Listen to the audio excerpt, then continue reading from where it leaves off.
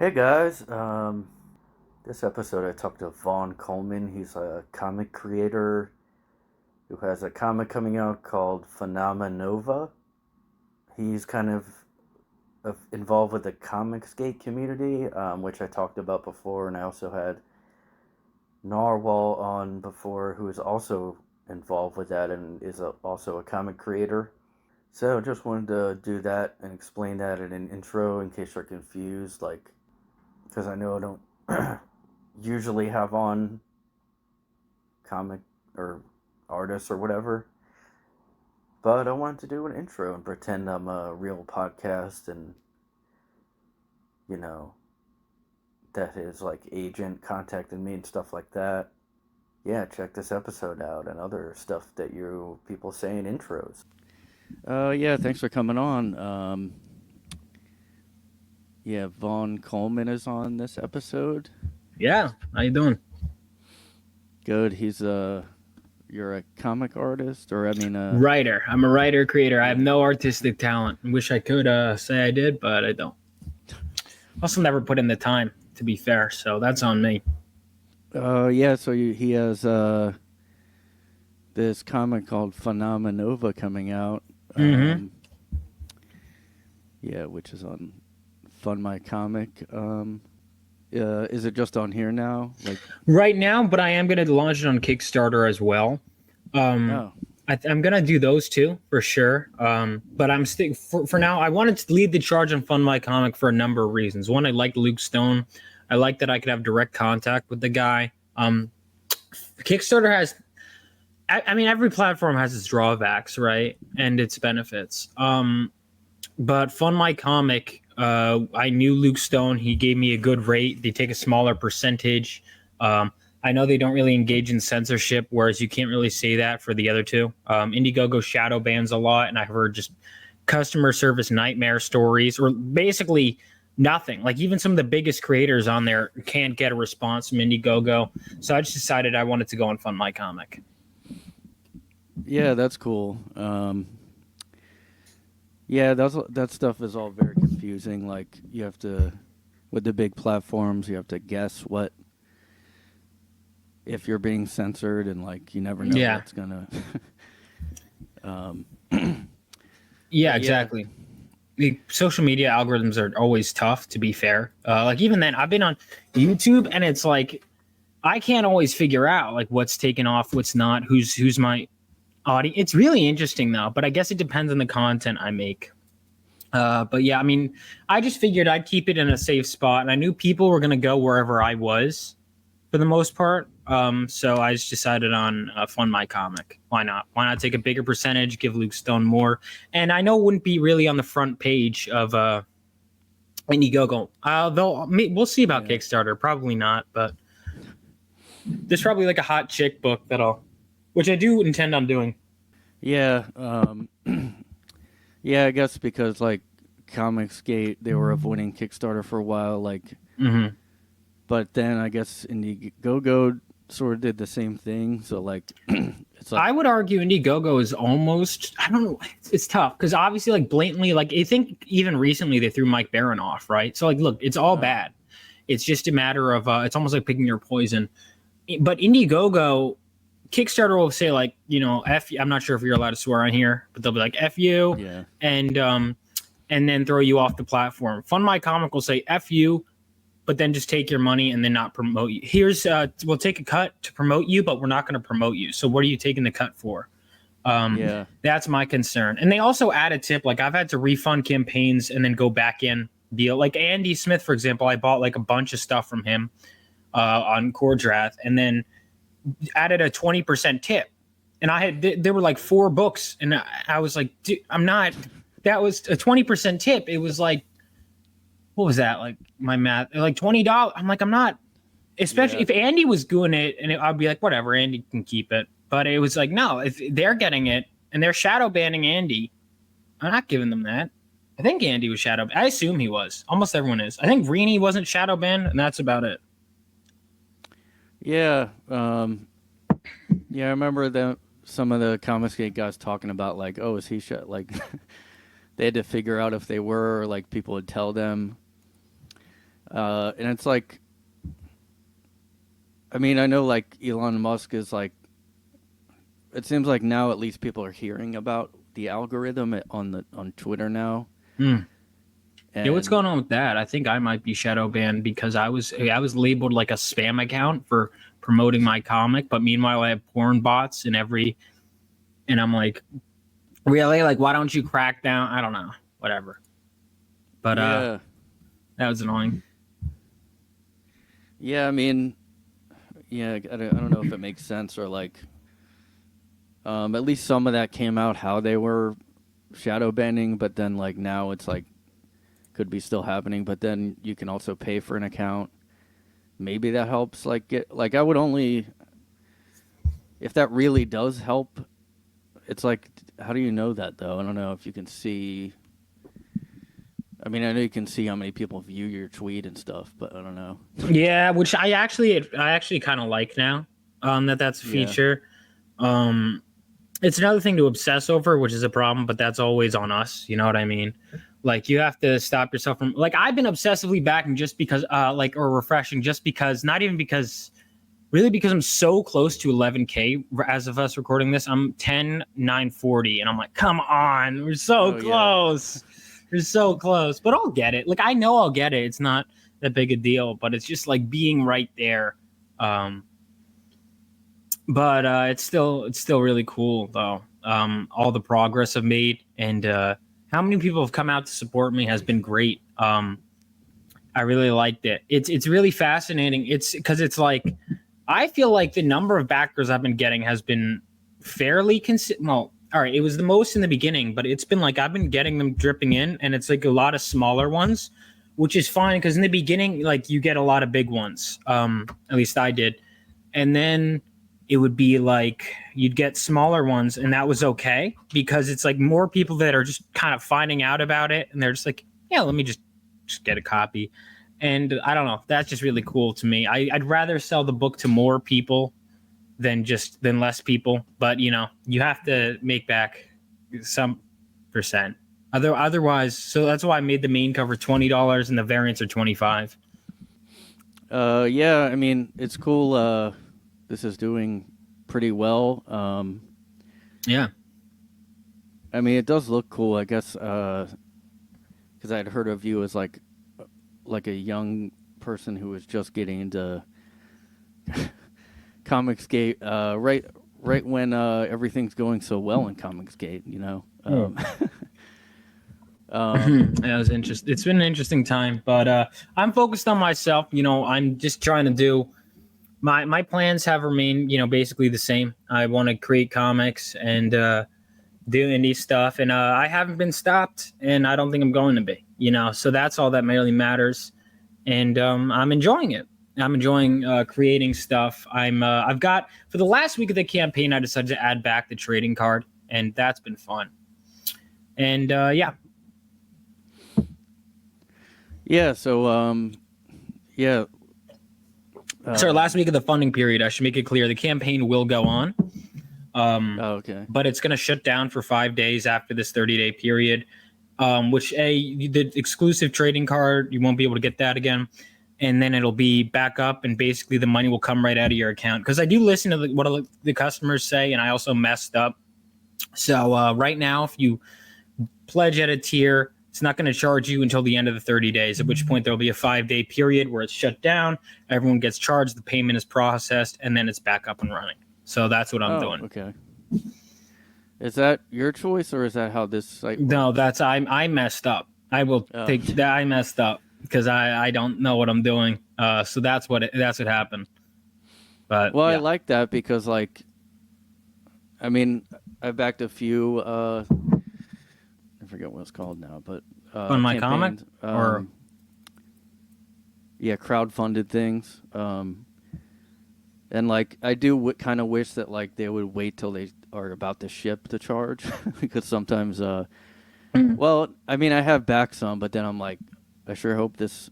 I guess I'd just rather pay when I know it's almost done or gonna be finished. Well, it's almost, that's one of the things I could, because a lot of people I know wait a while, and I get it, for the record, I get it, but I know most people typically, even just people in your everyday life, your day to day. I was just talking to someone earlier. He's like, yeah, just once it's done, save me a copy. You know, most people, I'm probably going to get more sales, I think, at least from people, you know, who don't know much about crowdfunding. I'm probably going to get more, I would imagine, when the comic is done. When I have it on a website. My website is what I want to make. So the variant covers are going to be for campaign exclusive, but the book is mostly done. I believe last page was 43 was colored, and then 56 of them have been inked. So we're close to the end. Oh, great. And my letter started. I just decided because my comic cover, it was good, but I felt like it needed a little box with the issue number. I was like, oh my God, I got all these covers and I forgot to include the issue number. So I had my artist. No, sorry, I said I have a few, but my guy who did the Rebel Oasis logo, which is my company, he decided I had him do a logo for can we just come up with something for the box? And then he comes up with a little illustration. I was like, that's so much cooler than what I thought of. And I'm kind of learning that sometimes artists come up with something cooler than what you envision, and sometimes you just got to go with it. And that's what I did. So that just dropped today. Well, we just posted about it today, so that'll be added to the campaign and the covers soon. Yeah, that's cool. So I like I like that it's like set after World War III. Mm-hmm. Is it like set in the future? Yeah, so I wanted to do something different from our world. My friend, I remember one time, he was like, try to do something different. There's so many other superhero stuff. And I was like, okay. And I thought about it. And then, so I don't remember the exact way it came about, but somehow World War III came about. And I was like, this is really cool. Let's do something with this. And so I did. And it was kind of like my own world in the making. And so it's basically what I want to do is show something larger than life happened years before this story began. And now we have a character who's a teenage boy who's trying to live up. He has superpowers. He's trying to live up to an insane legacy. That's just like these heroes fought before him. And as I was coming up with the backdrop of World War III with superheroes and planning out the history and the characters that fought in it and the villains, I was like, all right, that's a story in itself. So I do want to tell a story called Crusader Corps that follows superheroes in World War III, like a prequel limited series. But let's get to that later. Phenomenova is what I wanted to start with. And so far, people are really liking it. And, well, people that have read the scripts seem to really like it. And I don't just give it to people. You know, I think it's important that you give it to someone who's going to be very honest with you. That's always crucial because at the end of the day, this can all be a great thing. But if the book ships and everyone just kind of has like it was not that great, you know, that's disappointing. Because the fact of the matter is, and I don't want to say I haven't sold on merit, but the fact of the matter is I'm no Chuck Dixon. I'm no Mike Barron, or some other writers, Jimmy Palmiotti, like just crowdfunding writers in general. I don't have a resume like that, right? I have ideas, but everyone has ideas. Some better than others, yeah. But it was a matter of I wrote this over and over and over again to get it right. And I'd have people give me feedback, and I'm really happy with the results. And the thing is, I was rewriting issue 2. I was hoping to get to it today, but then real life took its toll. But I was rewriting some of issue 2 yesterday for the first time in years. I've written the first 8. And 2 was one where I was like, I need to touch some stuff up. And oh my God, I'm so much better than I was back then when I wrote issue 2. Much better, which is always a good sign. But I also felt that as I was writing the 8 issues, once I got the flow of the series going, it started to get better. And I remember Chris Claremont said this about that's a hallmark of a great comic book series is when it gets better as it goes. And he would know that. I mean, if you read his run, the early stuff I'm not saying is bad by any means. But like when it hits Dark Phoenix is I think where it really starts going. Like when it hits the 80s especially, which is Dark Phoenix, you know, it was 1980s when it really starts elevating. And I'm towards the end of that run, and I think that I wanted to kind of bring that to it. So I have a long-term plan, but I figured I'd start with a giant size first issue. Yeah. So you wrote out like a bunch of them before, like you have a whole story arc. Oh God, yeah. Yeah. I was like, let me see where it goes. All right, let's get to the next one. Let's go to the next one. And I just kind of was like, all right, I want to get the storyline done. So I started my career in comics working. Where is it? I normally have it on standby with these interviews. My first published work, or not my work, but my first name in a published work was Hunter Ninja Bear. Was a 360 page graphic novel, which was a hell of a way to start when I was an editor. And so I would write for that company, and I was like, all right. So I had a story arc that ended up being close-ish to that length. So I write it in the 24 or so format. And then when I ended up realizing I was going to crowdfund myself, I kind of was like, all right, how much do I want to get in the first issue? So that way they really want the next one. And if they don't, they at least got a full story. And I decided, all right, let's get issues 1 through 3. And I would kind of make cuts and additions, and until we got what we got now. Yeah, that's cool. I like hearing when, like, you know, I had Narwhal on, and he has the whole arc for, like, the Grand Prix series. Mm-hmm. I'm like, oh, that's cool, like, knowing that they know where it's going, because I know a lot of people worry about having a Game of Thrones type of ending, or the show Lost or something. So I have never watched Game of Thrones, but it's something that, you know, I don't know. I heard it. Everyone would tell me to recommend it highly, and then the last season came out, and suddenly people are like, either don't bother or yes, but prepare for disappointment. And I'm like, you guys really aren't selling me anymore. But otherwise, I heard before the last season, like, it was generally very much liked. Yeah, and that's like, I don't know, a lot of shows and any kind of series that's like a show or something. It's maybe it's better if an author wrote all the stuff first or something, or like, I don't know, because all these shows now, like, there's some that are out that I'm like trying to watch, and I'm like, once you hear that, like, oh yeah, but the last episode sucks, you're like, I don't know. Mm-hmm.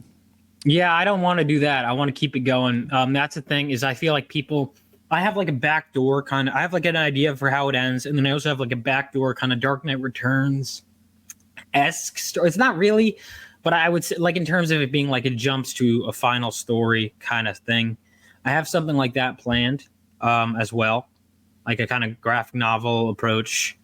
So I do have a way out with this series where I want people to be happy. So that's my plan, but I want to keep going for, you know, as long as I want to. And so far, you know, despite all of the difficulties in the creative process and whatnot, I haven't been deterred, and I still want to make this. So still interested. Yeah. So like, I'm not super knowledgeable in comics. Like, I read them more in like junior high or something, and then just recently with Comicsgate. How'd you find it then? I mean, I saw Ethan on like a podcast. Kurt Metzger, a comedian, and like. Oh, okay. Yeah, and then I wasn't really planning. I was like, well, I'm not going to get it back in the comics, but then I did get interested in some. So that's cool. Yeah, like I got a couple of his, and then Fiendish and Narwhal stuff. Yeah, I read my first Narwhal book not that long ago, Hotel Story. It was really good. Hotel Story. I haven't read the rest of his stuff, but I intend to read more. Yeah, I really like the Earthbound stuff. Like, I read the Cerberus first, and then Earthbound was like a really cool like universe. Mm-hmm. He's like building like. Yeah, but so 68 pages is like that's longer than a normal.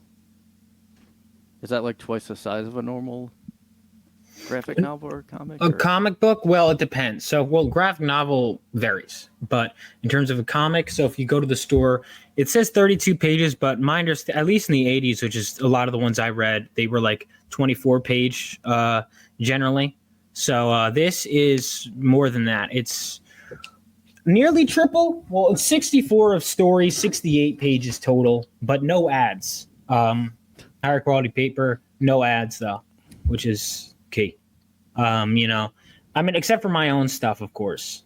But really, my own stuff at this point is just advertising the ideas of stuff to come, right? I don't. This is my only comic. I mean, I have a 10-pager that I do want to turn into a full comic, but yeah, basically, it's Phenomenova right now, and so and people seem to be liking it even before it's out, you know, which is always good. Now, if I can keep that enthusiasm and elevate it, you know, that's my goal, and I think I'm on track to get it. Yeah, so it's interesting, like, yeah, I mean, the art looks really good. I mean, it's interesting, like, writing comics, because, like, Narwhal does that too sometimes, like, he just writes them. Did you, like, was that what you wanted to do before, like, or did you happen into writing for comics, or just...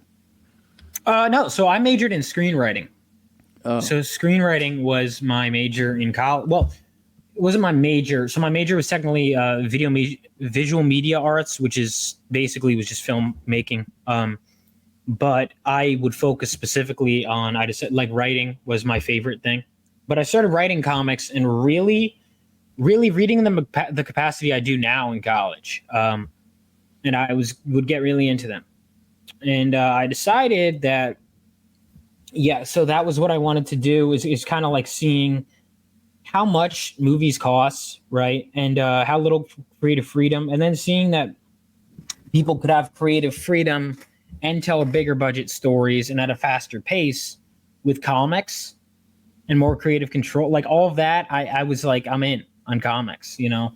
And there was, you know, seeing what they did to Gina Carano when I was in film school during that time. I was like, is that really what they're going to do to everyone in Hollywood? And, you know, it was scary. And I looked at comics and I was like, well, that's something. I do love comics too. It wasn't like, because there are people that will go over to comics, but you could tell they don't love the medium. It's a kind of like a stepping stone. And it's funny, I came up with this idea initially in second grade. It wasn't called Phenomenova then, but character and story names changed, but it's the same core idea, only not as cool, and it wasn't post World War III. You know, the idea got better. But anyway, I came up with it as a movie idea. But now as it's a comic book, I'm really happy with it as a comic book. You know, people ask me, well, would you be disappointed if it didn't become a movie? And my answer is not really, because I'm really... When the decision came to making it a comic book, I was like, I'm committing to making it the best comic book it can be. And if people decide if I want to adapt it into an animated series or a video game or anything, then great. But let's make a great comic book. And if I settle for just making a great comic book, it's not really settling. It's just that's, you know, what I'm going for, and anything else is a bonus. So, because I guess, because you can get all the visuals in and like. Yeah, I'm a visual storyteller. I'm not very good. I think in visuals, right? Like I don't read enough books. Though I did go through a phase where I was reading some Harlan Ellison in my senior year for some reason. I don't know why. I just started and I really liked his work. And then I wrote a short story at the end of college that maybe I'll do something with because I am proud of that one. But yeah, I mean, that was really cool. And I was very happy with that. But yeah, I mean, I just like visual storytelling and I like directing. And I kind of get to direct and write when I'm doing a comic book, though I'm trying to be a little more hands-off. You know, as it goes on, a little less picky with artists. But, you know, I do like to direct a bit. With that, I like maybe make the character look more like this, you know, whatever. Screenwriting is interesting because they basically tell you to like divorce yourself from the directing position when you write the screenplay because you're told basically you're probably not going to. It's really weird. It's very segmented. Screenplays are very strict in their format is one of the differences, whereas comics are a lot more lax. As long as your artist understands it, you're good. As long as, you know, and even then my artist and I will have back and forth conversations a lot about how we're going to handle certain things. And so I always like that. Yeah, because I was thinking like, superheroes, like, I don't know if you can't really you can't start out and then like write a big budget superhero movie. No, you cannot. And and then there's like, okay, well, I can do an animation. That's really hard, or it takes tons of time just to do like 1 minute of animation. So no, it takes a lot. It takes a lot. And film, yeah, I mean, you have to raise a lot. And even still, I love film, and I'm not giving up on film. Like even earlier before this, I was like, that's a cool film idea. But I almost think of film in like a smaller way now than I do. But comics, I tend to think more grand scale, which I kind of, it's weird. I almost think of things as like, that's a comic story, that's a movie story. Now there could be intersecting, absolutely. But yeah, I mean, that's one of the things I've thought of is a lot of the time my bigger ideas, I'm like, do that as a comic. And my smaller ideas, I'm like, I'll do that as a film. And now the funny thing is even the smaller idea films probably still going to be more expensive than the comics. It's just how it works. But yeah, it's writing in the medium, thinking within the box. You can think outside of the box too, but like thinking within a box is allows you to really explore a medium to its fullest, I feel. Yeah, like I was reading like some of Narwhal's Earthbound stuff. I was like, I would like this even if it was just like a novel with no images, because the story was that interesting. But I was just thinking like, obviously, like being a screenwriter seems like near impossible to just do. It's tough. Yeah. But because also now they, like there's this one channel I watch, Film Threat, and they talk about how, they're hiring based on diversity stuff. Oh, yeah. Same with comics, but, and then there's like, sometimes YouTubers will like become movie writers. And it's like, okay, so you have to have a YouTube channel take off, and then they'll be like, hey, you want to make a movie now?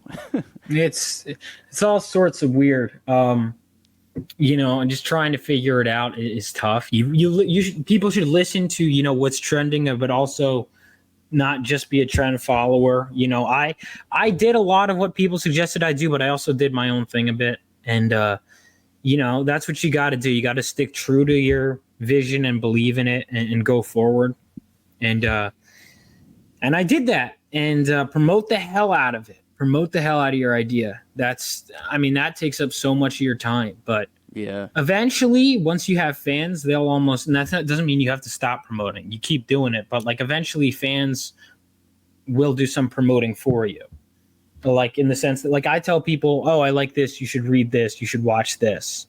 I'm not getting paid to do that, but eventually you want to generate that enthusiasm where people start hyping you up because they're excited for it. And that's what I'm looking forward to. But for now, yeah, I'm selling an idea and I'm selling you a book that's coming out that's mostly done, but I can't tell you anything that's completed and has gotten full reception to the finished product yet. But I'm selling you what I can. And a lot of people have bought it already, which is crazy to think about, that 177 people have bought this product that's still in production from a creator they don't know. I mean, that's crazy. It's so crazy. And it means the world to me. Yeah. So did you like just try to promote it before you launched and stuff? Oh God, I promoted the hell out of it every day. Every day I'm tweeting something out. Hey, here's a sign up list. I had over 500 signups, almost 600 by the time I launched on my email list. Now the tough part is realizing so many people don't understand how crowdfunding works. Even still, there are people that are like, "What? I could get it?" I'm like, "Yep." Or I had someone message me, "Hey, when am I getting my book?" I'm like, "What?" They're like, "Yeah, I signed up for the email list. When do I get my?" I'm like, "That's not how it works." You get told about the book that you have to pay for. Yeah. It's like, when am I getting my free trading card? I'm like, with the book that you have to pay for, but yeah, obviously, that's how it works. But it's explaining. And another thing why I think crowdfunding is not the end, it's a means.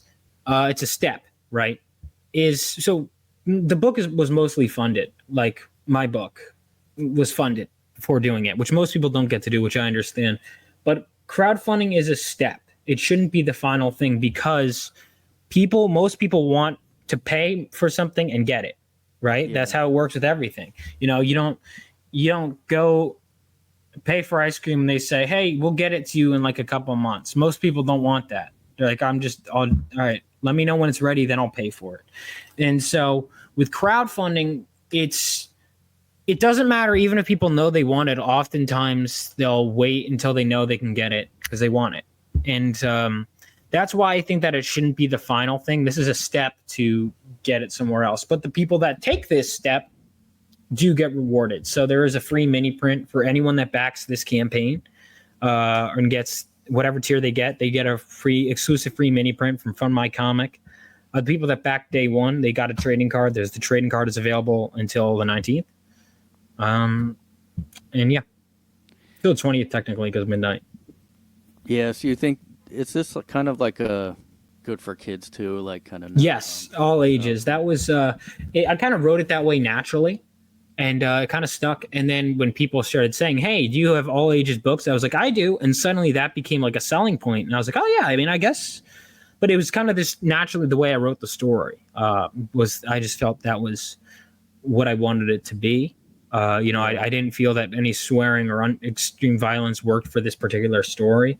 And so, yeah, kids can read this story. I wanted it to be kid friendly. Yeah, like my friend has a, like he was like, yeah, I wanted to show my son comics and stuff, and he was like, because I was telling him about all the craziness with Marvel and all that stuff, and so like, this is Comicsgate stuff is good because otherwise he'd have to be like, all right, I probably should read the comic first. Like, who knows what they're putting in. Yeah, this one, kids can read this one. And even still, if parents want to, buy it and read it first, obviously they can. But yeah, no, especially this issue, I might do more mature storylines down the line. I'll do more mature books, but those will be either different series or I'll make it clear. But for this issue, yeah, it's totally. And issue 2 is pretty kid friendly too. So he's like, he's a teenager, the main. Yes, so the main character is the son of a war hero who's struck by lightning while holding a mysterious crystal, and he finds himself awakening with lightning powers and lightning speed. And he decides he wants to use those to become a superhero, so he dons his makeshift costume, but he finds himself in way over his head when he attempts to intervene with a supervillain at a nuclear reactor. Yeah, it's interesting how people get into different things from like different paths, like like I do like comedy and stuff, and for some reason a lot of like the younger comics I would meet, like not a professional or anything, but they'd be like these younger guys, and they for some reason a lot of them had like film majors and stuff. That's interesting. Yeah, that's cool. He has lightning speed, so it's he has lightning powers, and like I wanted him to have superpowers and super speed, and so that's what I went with, and I'm glad I did. I really enjoy that. So you came up with it when you were the same age as the main character? No, I was younger than that actually. I was in second grade, so that's what the character looks like me because it was a movie idea and I was supposed to star in it, and that's why the character looks like me, and that just kind of stuck. So, yeah. Yeah, that's cool. I mean, I know some people said, "Oh, that's weird to have a self-insert," but I mean, yeah, no, that's fine. If people joke with that, people say that or whatever. Look, I normally, because I was like, people are going to say that anyway. The character is obviously inspired by me, but the point was he had to be a good character and flaw. And I think most people base characters off themselves all the time. Yeah. Peter Parker, look at him and Steve, how he looked originally in Steve Ditko. The thing is, you got to make the character good and have flaws. And my character does that. And my character is not a one-to-one of me, but he is very similar, very much inspired by myself. If you want to call him a self-insert, go ahead. But I wanted him to be different enough from me where I'm not just writing myself. And part of why it's a team book is so I'm not just doing that. It's the Phenomenova is going to be the name of the team. But But Galvanite is his superhero name. So the team will be introduced in a later issue, but I wanted to really focus on the main character to start with. Yeah, I mean that's cool. The idea stuck from second grade. Oh yeah, changed forms, would go into hibernation, come back, and I'd take ideas from other stuff too, and kind of integrate it into this world. And I change it, and until eventually it became what it is. Yeah, and it's like inspired by your dad and stuff, who was a firefighter. No, my dad wasn't a firefighter. He Oh, worked for Cantor Fitzgerald. He was he was a senior vice president at Cantor Fitzgerald. oh, okay. Yeah. But it was yeah, that was one of the things. My people were going to call it a self-insert anyway, and my whole reason for incorporating that is I felt like my character was missing something, my story was missing something, and so I wanted to dive into the core of what the story is about, and so I decided to do that. I decided to dive in and figure this out, figure out who the character is, what he's all about, and yeah, that's what I came up with. So I wanted him, my main character, he loses his dad, and he takes that and kind of carries it with him because I felt like superheroes gave me something that I needed when I was a kid and was struggling, this hope and optimism, and I wanted to carry that on. And I felt that by pulling from that it made the story better, and it did. It made the story ring much truer and much more real. And yeah, it was self-insert-y, if you want to call it that, but it did make the story better. A lot of the time, the self-inserts make the story worse. But I think when you pull from something personal, you can often create something great. And that's what I wanted to do. You know, To Kill a Mockingbird, she pulled from her own life. You know, writers pull from themselves all the time.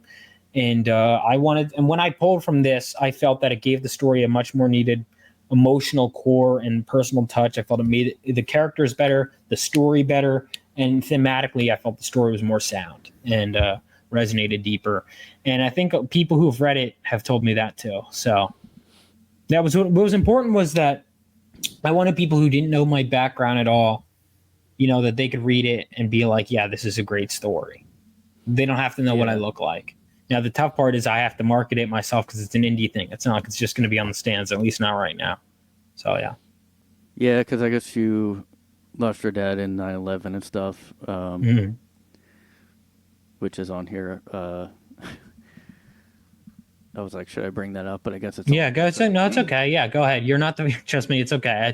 It's on there. I expect people can bring it up whether they want to or not. It's entirely up to them. I'll answer honestly. I put it on the page, so I expect people to ask.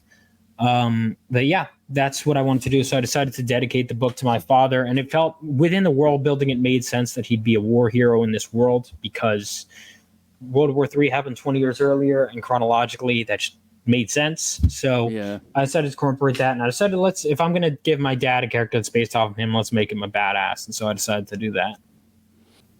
Yeah, like every year around, the past few years around 9/11, I was like looking up stuff about it, I guess because I live in New York now, so oh yeah, like, and I guess like, there was a lot of years I kind of didn't think about it. Then I was looking, I mean, it wasn't crazy, and then I was annoyed, like, people now seem to be kind of going to the, like, I mean, the terrorists had reasons for, like, that. I'm seeing that getting every year it gets worse, and people act shocked every time, and I've been screaming it from the rooftops, and everyone's insisting that it's just small people. I'm like, that small group of people is getting larger and more vocal every year. Wake up.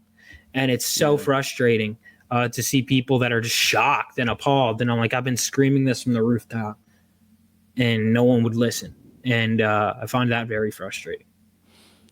Because like, I mean, look at the protests now have been pro-terrorism, basically. I mean, because, so like, that's not surprising because of this recent stuff with Palestine. And, but also people kind of like, I'll see comments and they'll be like, I mean, the main thing for me was that it was all sudden and it was random, innocent people working. It wasn't. Yeah. Like my dad. Yeah. My dad just went to was just went to work. Yeah. That's why, and that's one, it was an aspect, because I was like, well, I don't want it to be a one-to-one 9/11, but I was like, well, what are the aspects I want to pull from? And so I wanted to make it where the terrorists, there's not more out there that it was a suicide bomber for this story, because I didn't want, the story wasn't about that or him seeking out the people that killed his dad. I decided that's not the direction I wanted to go with the story. So I made it a suicide bomber, so that way it's like it's just a tragic thing in his past he has to move on from. He can't do anything about it. He has these powers now, but that's in the past. Whereas, with me, it's not that. There's still people involved out there. But for this world, I didn't want to do that. I wanted it to not be about that so much as how to move past it. And but I wanted to keep that his dad was innocent, that his dad had moved on. He didn't die in the war. The war was over, that he had moved on. My dad had started his own branch at Kenner Fitzgerald. It was like an equity division. And he brought his younger brother, my uncle, who also died, and some of his friends. And I wanted to incorporate that aspect into the father character, that he was a guy who, there's this area, if you see that double page spread that I'm using with everything, that gets destroyed during the war. And then he helps rebuild it, the dad. So I wanted the dad to be like, I decided to make him, he wasn't a superhero. I didn't want him to be a superhero, even though my mom had suggested that. I decided, no, I want him to be an everyday hero, because show that heroes, they don't need to wear costumes in this world, that they could be, the everyday man was as heroic and as important as a superhero is. That the main character, and my main character, that he had heroic traits as well as some bad traits, but some heroic traits before he gets his powers was an important detail. That it's about what's in here, and powers, really, it's about how you use them. They just kind of bring out what's already there. Yeah, where's that spread you were talking about? Is that on here? Go down. Keep going down. There we go. So if he hit 15K, everyone will get that as a mini print, an art mini print. Oh, cool. Yeah, that's a great. That made just that image made me go, oh, maybe I'll. Yeah, that image alone. Yeah. Drove a lot of interest for this book. That image, like the villain. That I didn't even notice that. That was in World War III. You will see, yes. So that is Lord Dragonfire. So he's from China. He can manipulate fire to his will, and you will see some crazy stuff was done. Now you don't see much of him because he was a villain 20 years past during the war. So you'll see more of that in the miniseries. But you see the echoes of the damage that he did, and how the heroes had to band together to stop him and his allies. So he had a major impact on the war. He is not the major threat of this book or this series, but he was, and when we do the prequel series, he will be a primary antagonist to that. That's cool. He's like a fiery Ganondorf. Oh, kind of. It's interesting. You know what? I'm not going to say anymore. I'm not going to tell you anything about him. That's all you're going to see in him. You're going to have to figure out who he is, what's going on, because my artist, I drew in great detail. It's a little different from what I wrote in the script, but cooler than it. And I like that I see people, what is going on? I don't get it. Yeah. And I like it. I like that people have these theories. It's really interesting. Yeah. Ganon, I still need to finish Tears of the Kingdom. Speaking of that, I haven't yet. Oh yeah, me too. Yeah, by the way, variant cover means like a different cover. Yeah, they're all limited. Yeah, by the way. I don't know if I knew what that was when I was into comics. Like, I just would get, like, I was really into X-Men. Oh, yeah? What X-Men did you read? I don't even know. I don't even remember where. Oh, I think it was probably like this store that had comics and a bunch of other stuff back then, like in the 90s. But the one I remember is like where Wolverine somehow, like, his animanium goes away or something. Okay, so the 90s. Yeah, I keep meaning to maybe buy that again, because, like, me and my brother really stupidly, like, just sold all of our comics back then at a yard sale or something. Yeah, I never read that stuff, but I know that's like a pretty well-known storyline, but I got to early 90s, so but I don't know how much of it I'm gonna read. But yeah, so I mean, well, other storylines like different arcs, like, I mean, because back then I don't even know if I went in order. I think I would just buy. Maybe I did. Well, it's by issues, and issues can be self-contained to arcs, to runs, whatever it may be. So, like the 80s X-Men, like, you don't have to read those, right, to read the 90s ones, unless they were... Depends. I mean, you don't have to technically, but, like, it's canon. Oh, okay. You can jump in whenever. Like you can skip around, but yeah, like I'm reading Chris Claremont's run, and then I'm probably gonna skip around after that. But like, yeah, I think you can. You don't have to read every single issue of everything, but it's canon. Like it's a continuous story. Yeah, and and back then I remember like getting certain comics that were nicer, and I was like, wow, I like these more. Like, and I guess it was the paper, you know, like you guys have nice quality, like graphic novel style paper that's more like magazines, like. And I remember getting some of those back then, like, oh, why are these nicer than the newspaper style regular comics, you know? Yeah. Well, that's because they're more. You realize when you start doing printing costs why they're more expensive. Yeah. You know, because I was considering. I also wanted the colors to really pop. You know, you look at, and it's not necessarily a bad thing. Actually, flat colors I think have a certain charm to them, and actually can look. I think people often over render colors. A lot of colorists tend to do that, but I do think, you know, flat colors have a charm to them, but they also were a product of, they had, you know, lower technology and whatnot. And so they do it a certain way. And that's why you notice 90s had like a weird coloring phase. And then they went to this, you know, the coloring technology has changed so much. And that's why the art often looks different more than, I would say it's more to do with coloring than anything. And, you know, now there's all these like, displays now where like on phones and stuff like that, or computers, and some will have higher resolution or whatever, like, but then, you know, physical probably is like the best quality, like, I mean, I don't know if you're thinking of doing digital or anything. Digital, I would love to do. I was considering doing it for this campaign.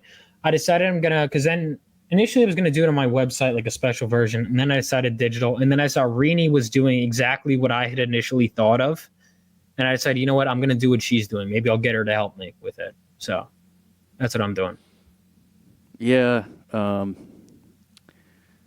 yeah. I mean, that is cool because I thought like I was like, well, I'm not even gonna bother with digital, but then like Narwhal put Earthbound 1 for free or something.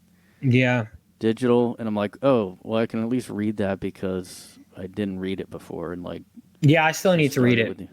Yeah. I bought the new ones though, so I might just read it all, or I might just read it physical. Yeah, like, oh, and one other thing about comics, like, I mean, I really like, you know, I like books and stuff, so I've been reading a little more since the pandemic and stuff, but then there's some books where I'm like, I can't figure out how to visualize parts of like, like especially this one book recently, and I'm like, oh, do I not get it because I'm missing something? And like, at least comics you can just see. Yeah. Like when an author doesn't describe like this comic called, or I mean this book called The Peripheral or something, and it's like, people even put like, oh yeah, this is kind of difficult because like you sort of have to know his style. But yeah, like I had that. I was listening to a story earlier. It was like because I actually kind of like creepypasta stuff. That's a weird thing I'm into. I was listening to a podcast, and it was like I was trying to figure out you know what it is? Sometimes like the geography of something can be hard to figure out. Like when you're writing something. Yeah, well, yeah, like the book I'm reading, like he didn't, maybe on purpose, like there was a lot of things he didn't, like terms that he didn't explain what they are until later in the book. So you have to like wait, and then, yeah, a lot of times when they're like describing some location, or like I'll end up just visualizing as something that I like a childhood home or something, you know, just like whatever you can think of to relate to it. Yeah, but I'll put a link in the something description so people, because I was like, oh yeah, because like for audio, not describing.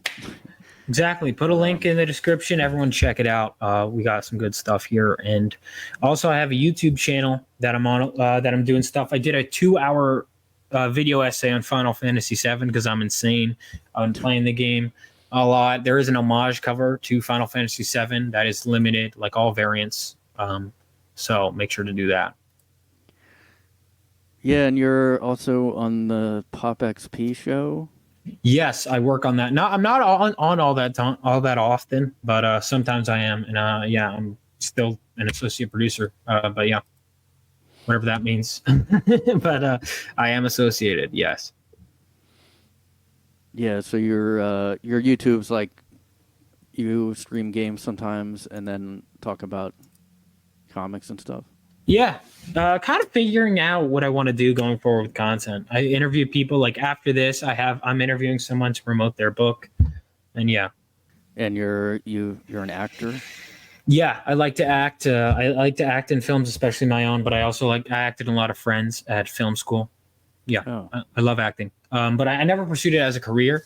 I'd consider doing stuff like I'd love to get hired for stuff whenever I get the chance to act. I do like to act. But I took a few acting classes throughout my life, like one at college, a few. But I never I always wanted to put my writing and my filmmaking, my creating first. And then I figured I could cast myself. I could act in other people's projects from friends with a lot of creators and get experience that way. But I do love acting. I love it. I love acting. Yeah. Well, I've never acted, but just do like comedy videos sometimes. I mean, I did years ago more of that, and that was back when people would watch stuff. Like YouTube was still sort of new, and it just seemed like way easier to. Yeah, it was like the Wild West. Now it's weird. It's a weird time, but the algorithm always changes, but it's like you got to be consistent is what I've learned. But even then, it's a weird thing, man. It's a really weird thing. Like, because I've seen channels really take off with no subscribers because of video essays, and it's like the algorithm puts you in boxes, and it's like it's supposed to help you kind of, but it honestly kind of inhibits you in a lot of ways because like I'm seen as a comic book, put in this comic book box, and then it's like, okay, well now I make this Final Fantasy VII stuff, and the algorithm's like, I don't know what to do with them. It's like, how about you just let me? And I'm not an expert, so I could be speaking, I don't know, but I do feel like the algorithm hurts. Sometimes helps, but sometimes hurts. Like I mean, personally, I think this video essay deserves more views, but whatever. It's I think in part because the algorithm doesn't know what to do with me. And that could be because I'm kind of feeding it different meals and feeding it different content. Yeah, like this one podcast guy described it as, YouTube and like other social medias, it's like an abusive relationship because you're like walking on eggshells, like, oh, I hope I'm not doing something bad, and then maybe you'll get some views on one and then do this exact same formula and then not get views again. And then it's like, oh, it matters how you make thumbnails and stuff. And then I looked up and there's like someone made a giant spreadsheet of terms that you should avoid on YouTube. Oh, is that right? What are they? I mean, it was hundreds of words, so if you would try to follow that, you'd just end up, I don't know. I don't even know how you'd talk about anything. Wow. I mean, it's like anything, it's like ironic because I don't think it's woke either, but it's like you can't talk about, I don't even know if swearing affects it or not. I kind of always think of like my stuff as like a podcast, so like I'm like, okay, just think of the audio podcast. That way I'm not worried about words or whatever. Mm-hmm. But yeah, I'm also like on Rumble and stuff because I didn't want to start to worry about YouTube because then I feel like you would be boxed in. You would be like, okay, I have to do shorts now because those get... And I never really liked the way YouTubers kind of... Well, and also TikTok, just very like... tons of jump cuts all the time. Yeah, that's the thing. When I'm making these TikTok videos, hey, check this out, and I like have this high energy. When I'm on a live stream, I could just kind of so it's more like talk like this. You could kind of do whatever, but it's like when you're trying to get someone's attention, you know, it's different. You know, when you're promoting to different audiences or on different, like it's kind of like the same thing with screenwriting and then comic book writing, right? It's when you're creating different content with different boundaries almost in different platforms, right? If I'm doing a short, I'm going to record myself and conduct myself a little differently than if I'm doing a live stream or if I'm doing an interview or if I'm doing a video. It depends. It entirely depends on my tone of voice. It's kind of interesting because it does make you adapt. Yeah. It's like you want to get better at it, but not like I was like, well, I don't want to be the YouTuber type or like a lot of the videos where they kind of talk all similar. But you know, a lot of that is good advice. Like, I mean, basically I just try to make clips from the podcast episodes and edit those to be better. But that's also time consuming. But so did you go to an art school? I went to film school. Emerson College in Boston is where I went, where I majored in visual media arts. Oh, okay. So was that? Oh, it's an art school, like. Yeah. I mean, there were other majors too. There was like journalism and stuff like that, but like arts were a large part of it. And I did film was one of the bigger majors, and it was a major that I was in. It was a smaller school. But you still had the woke stuff going on? Oh, God, yeah. It was, oh, my God, yeah. Mm-hmm. A lot of that. Well, I mean, did you have to live on campus and stuff, or was it just... Yeah, I lived on... Well, you didn't have to, but I did. Yeah. Oh, okay. And then it shut down because of COVID, which is annoying. But that was... The whole city was shut down. Yeah. Yeah. Yeah, no, Narwhal went to Evergreen, which is... It's funny because over 2020 is when I heard about Evergreen and stuff, and went down a whole rabbit hole about woke, all that stuff, and now every college is that. So my college is absolutely that. Yeah, I had some great people there, but I also had some crazy stuff. Yeah. Did they interject that? Did they inject all that into the art classes? Oh, God, yeah. Oh, yeah. Oh, yeah. A lot of that. A lot of agenda stuff.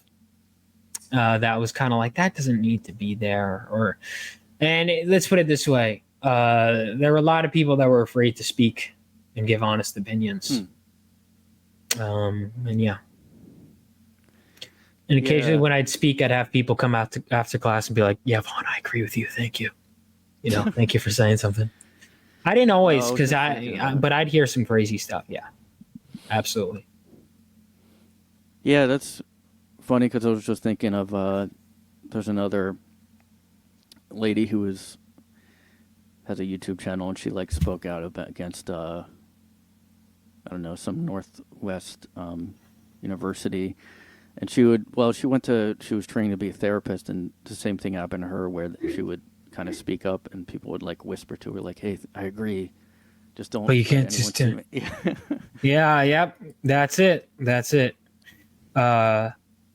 You know, but it was crazy. It was crazy. There was a lot of crazy stuff. And, but I survived, and here I am now, and I think I'm doing okay. So. That's good. I didn't get brainwashed, so. Yeah, that's good. Yeah, I mean, I was in college, and we didn't really...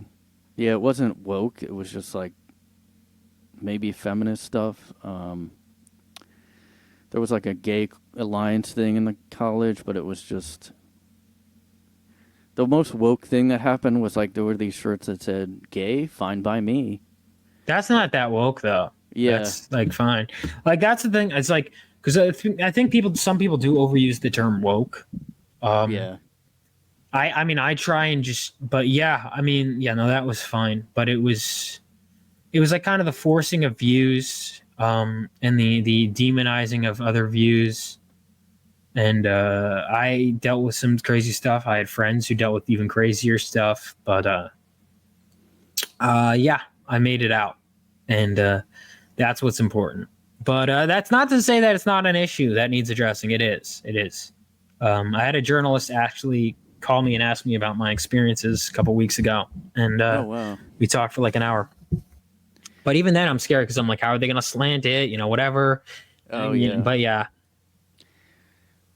Because they were they known for, I don't know, activism, or, and that's why he called you, or. no, it's just this person seemed totally cool. Like, Oh. well, so we'll find out. We'll find out. Yeah. So do you still have friends from there, or did you lose? Yeah, I have friends from there. I did have a friend of mine passed away, but I did Oh. have but I do have friends that I went to college with. I haven't talked to them in a bit, but I have friends that I went to college with. Yeah. Yeah, that's good. Because I know some people have, like, one guy I talked to. He's like, yeah, I lost a friend just because of over the 2016 election. No, people could get crazy, Yeah. but a lot of the people knew my views. I did have people. I'd have someone be like, "If you do this, I'm unfollowing you." This person who I got along perfectly fine just suddenly unfollowed me, and I'd see that she still follows these other people. I'm like, haha, if only you knew they agreed with me. But yeah, this person, like, no issues with, totally got along with them. We'd laugh. We'd had different views. It was fine. Decided because of something that wasn't something in the world. She was like, you know what? If you vote this, I'm cutting you from my life. I was like, okay, bye. It was weird. Well, you were probably in school during the Black Square thing. Yeah, I was. That was I don't think I've ever seen anything that, like, that was the first time I've seen, like, compelled, posting. Mm-hmm. Yeah, I'd see people posting. I'm like, dude, what are you like? Yeah. And they'd be like, yeah, I just wanted to like get on the trend. I'm like, just... Yeah, that's what I'm kind of meant about the gay shirt in college. Like, I guess because that was the first, like, time I felt like a virtue signal thing was happening. Mm-hmm. Because I guess I always think about that stuff like, well, yeah, of course it's fine by me. Like, Yeah, that's the thing. I don't need to like. People Yeah. are like will be like, are you an ally? I'm like, I treat gay people fine. Like, yeah, like it's. I don't know why I need the label. It's an ally. I just ain't. Yeah, sure, whatever. It's the whole like kiss the ring. In general, just I don't care what side you're on. I'm just not a huge kiss the ring guy. I'm a let's just be me guy. That's what I am. But this has been really fun. Thank you for having me on, man. yeah. And no was there anything else you wanted to just because I do have to dip out soon? Oh, you have OnlyFans. That's weird. Yeah, I do have OnlyFans. No, I don't. Beating the allegations now. Yeah, I guess that's it. So, like, yeah, he has the Phenomenova comic and YouTube channel, and yeah, you do interviews, I guess, on your YouTube and stuff too, and Mm-hmm. yeah, everybody check it out. I mean, you're gonna get, probably the site's gonna go down after this podcast. Like, Well, it's not going to go down. It's going to go. Yeah, my OnlyFans is staying down as in it never existed. But no, my Fundmycomic will be down for like 5 days and then it'll be back up. But if you want to get that exclusive free trading, or not free, it's not free anymore. It was only free day one. Sorry. I say something a lot of times and it's like now I have to unlearn the way I said it. Like, if you want to get that exclusive trading card that was free for day one, you can get it for $5 for a limited time. But then once after midnight the 19th, okay, like I guess technically midnight the 20th, it goes away. But you can still get the comic. So it'll be for like 5 days after the 19th. It'll be 5 days. It's going to be processing payments. And then it'll be back to a storefront. But the book is being worked on constantly by my art team. And I hope to have it to you as soon as I can get it to you. okay, yeah, great. Well, like, but I was just saying that's, like, this will all go down because my millions of listeners will probably swarm. I call them the swarm. Mm-hmm. All my fans, and no. Yeah, but yeah, thanks for coming on. Thank you for Yeah, I'll having me. definitely check this out, and yeah. All right. Yeah. Thank you so much for having me, man. It was good talking to you, and it's good. Yeah, it's good that we finally talking to you. It's nice. Nice meeting you. Yeah, you too. So have a great one. And anything else I should say before we head out? I guess back Phenomenova and subscribe to my channel. Look up Vaughn Coleman, Vaughn Coleman. All socials on YouTube. Subscribe to my channel if you're interested in what I got going. Follow me on there. And that's all. Thanks for listening, guys. Thanks for listening, everybody. I